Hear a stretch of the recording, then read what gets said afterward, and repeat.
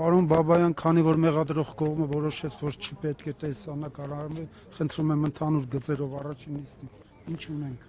Դե հարցաքննվեց մի վկան ամբողջությամբ, երկրորդ վկայի հարցաքննությունը սկսեցինք, բայց չավարտեցինք։ Ինչ ունենք, որ առաջի վկան իր ցուցմունքով պնդեց, որ Խաչիկ Գալստյանն ու Արամ Քոչարյանը որևէ հանցավոր արարք չեն արել։ Հիմա երկրորդ վկան ինչ կասի կտեսնենք։ Ինչ է ցույց տալիս ընդհանրապես այս վկաների հարցաքննության փուլը, դուք ինչ եք կարծում, արդյոք ճնշումներ են եղել նրանց վրա, չեն եղել։ Ես,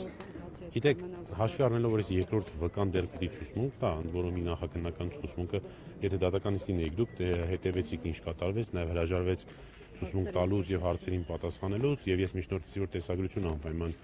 դիտենք հարցաքննության, այնտեղ կան հանգամանքներ ճնշման մթնոլորտի հետ կապված, որը ինձ համար գոնե տեսանելի է հարցաքննության տեսագրության մեջ եւ դրանով պայմանավորված միջնորդությունս կբավարարվի, կդիտենք հարցաքննությունը, որից հետո գնահատականները արդեն դատարանում կտանք։ Հիմա չեմ ուզում նախապես ասել, որպեսզի հակառակորդ կողմը դրանից չօգտվի։